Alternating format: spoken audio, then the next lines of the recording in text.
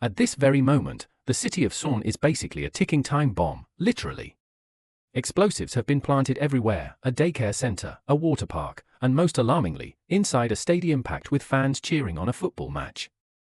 Everyone shouting in excitement, totally unaware that a terrorist has hidden a bomb right under their seats. Nothing like a good old goal celebration to accidentally trigger mass destruction. What makes this bomb extra terrifying is that it's sound activated.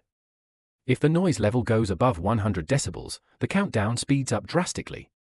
And let's be honest, asking football fans to keep it quiet? Might as well ask fish to stop swimming. Shockingly, all these bombs are part of a twisted revenge plot targeting Navy officer Du Yang. It started days ago when he received a call from a mysterious man claiming 2 bombs had been planted, one at a daycare and another at his teammate's home. Du Yang thought it was some prank from an edgy teenager and ignored it, because prank calls and explosives totally go hand in hand. Meanwhile, his teammate actually received a package. Upon opening it, he discovered a ticking bomb, one that reacted to sound. The hissing of a pressure cooker cut the time in half, and the rest of the background noise did the rest. Who knew kitchen appliances could become weapons of mass acceleration? Before he could react, boom, he was gone. It wasn't until Du Yang saw the news on TV that he realized this was no prank. Another call came. This time, the terrorist said there was a bomb at the stadium and gave him only 1 hour to find it. If he asked for help, the bomb would go off instantly. Racing against time, Du Yang dashed to the stadium, which was, of course, packed to the brim. The bomber called again and pointed him toward a sound meter in the VIP room. If the noise went over 100 decibels, the countdown would be cut in half. So now the entire stadium is playing Keep It Down or Die. Great, knowing a single goal could mean disaster, Du Yang made a run for the VIP room.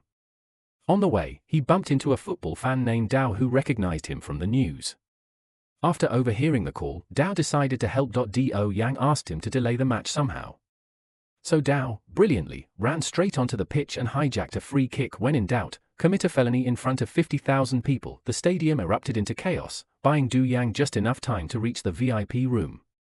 He managed to find the bomb hidden in a fish tank, and nothing says explosive seafood like a live countdown under Nemo. Unfortunately, the guards dragged Dao off the field, and the match resumed. A goal was scored, and the crowd roared, sending the decibel meter through the roof and halving the remaining time. At the worst possible moment, a kid wandered into the room. Without hesitation, Du Yang shielded the child with his body, just as the bomb exploded. He saved the boy, but the blast caused numerous casualties. Next time, maybe post at "No children beyond this point" sign at the bomb site. The bomber called again, saying that this was just a warm-up. He sent Du Yang a photo hinting at the next 2 bomb locations. With only 1 man and 2 bombs, Du Yang had to choose.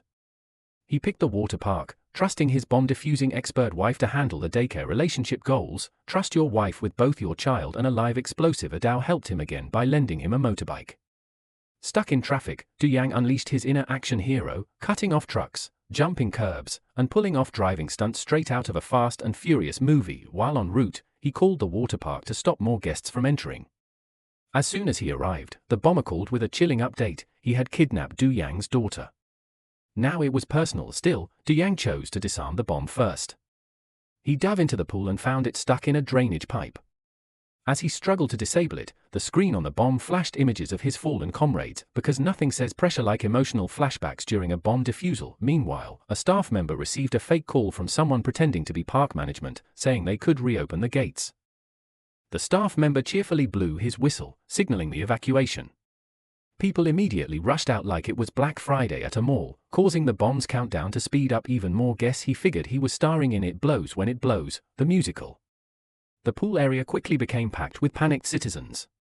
Du Yang had to think fast. He made a bold choice to shield the bomb with his own body, hoping to protect everyone from the explosion. The timer hit 0, and boom, plot twist.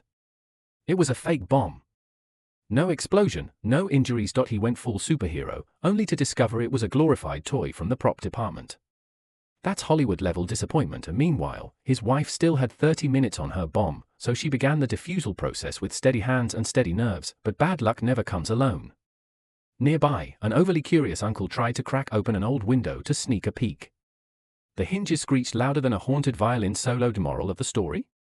If you're gonna be nosy, check your gear first. Thanks to that sudden noise, her bomb's timer started ticking down much faster. Just when her stress level peaked, another surprise, her bomb was fake too. Then she noticed a phone sitting right on top of it. On the screen? A picture of her daughter, tied up and clearly kidnapped, free delivery with a side of emotional trauma, straight to your heart suddenly. 3 phones lit up at once, hers, Du Yang's, and the terrorists. The villain casually announced that there was a real bomb, now buried under her feet.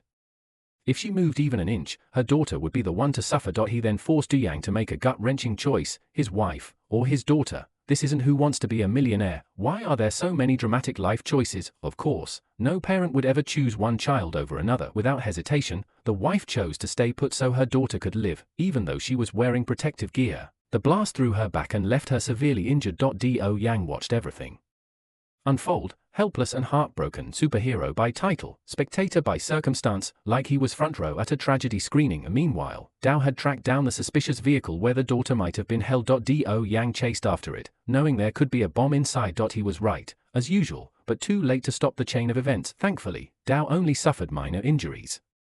But when Du Yang checked the trunk, there was no daughter. Just empty seats and shattered hope. He thought this was a rescue mission, but turns out it was just another episode of Catch Me If You Can.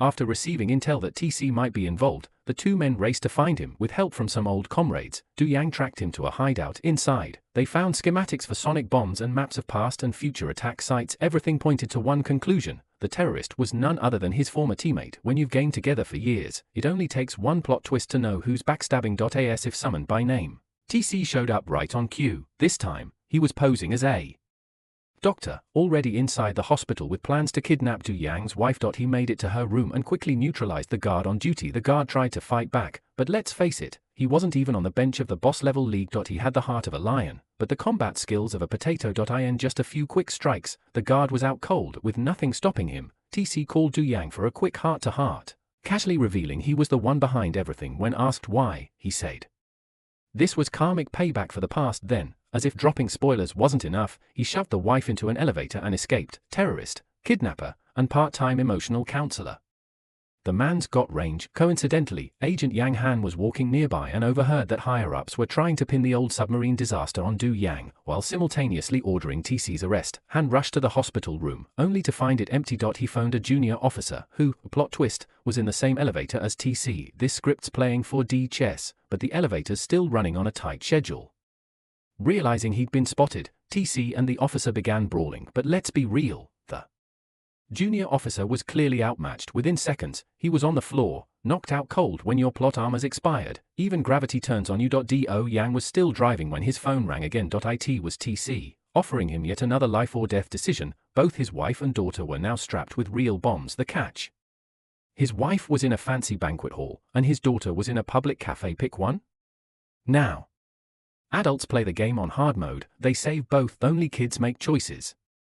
Grown-ups want the full rescue package. Du Yang headed off to rescue his wife, while Dao was entrusted with saving the daughter. Right then, Agent Yang Han called to confront Du Yang about the submarine incident, but Du Yang asked him to help first. There would be time to talk later. Dao arrived at the cafe, just as TC appeared. With his usual flair, TC handed Dao a bomb, along with detailed instructions on how to use it. Dao's face turned pale as flour, possibly the most terrifying user manuals ever printed.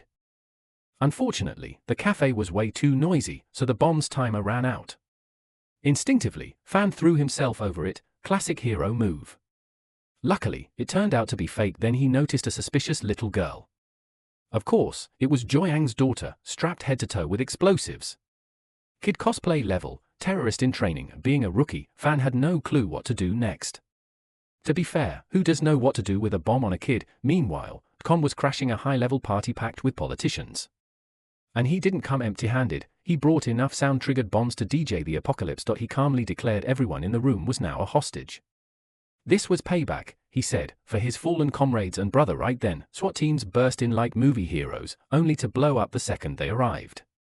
Guess their timing was explosive. But why does he hate Du Yang so much? Let's rewind to last year. Con, his brother, and Du Yang were on a mission inside a submarine when they got trapped with a torpedo stuck. They sent countless distress signals, but no one responded. Ghosted by HQ, relatable. Hey, as days passed, oxygen and food began to run out. Finally, a message came: rescue would arrive in 15 days. The problem: oxygen would only last 4. With no miracle in sight, Du Yang gave them 2 options: either everyone dies in 4 days, or half survive and half don't. Grim choices. Netflix wouldn't even greenlight that script. The crew let the captain decide. He picked option 2. They drew lots. Short stick meant death. Hunger Games, Navy Edition. VidCon protested, it wasn't right to play God with people's lives. But orders were orders. He drew a long stick. His brother? A short one.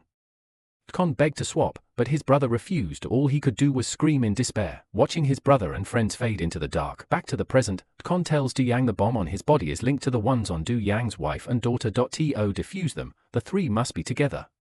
If they're too far apart, boom, family-sized explosion. The hall erupted into chaos as everyone fled, but VidCon wasn't letting the elites who abandoned them get away. He triggered the bombs hidden across the room. A second ago it was a gala, now it's a war zone. People were everywhere, some on the floor, some probably halfway to heaven already. Then, it was a brutal one-on-one. Du Yang, powered by protagonist plot armor, quickly gained the upper hand. VidCon, desperate, started hurling anything he could grab. Chaos mode activated.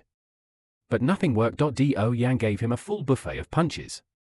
But suddenly, plot twist, VidCon pulled a knife and stabbed Du Yang's arm. Still, the love for his family gave him strength.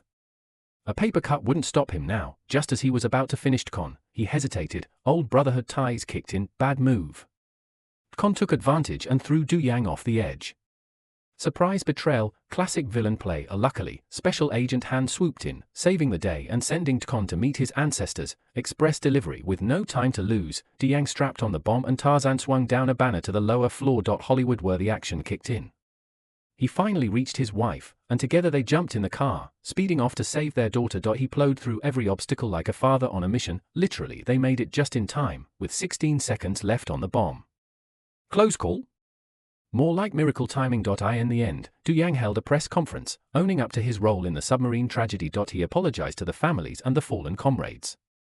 Finally, some closure, and that's a wrap. Thanks for watching. If you liked it, don't forget to like and subscribe.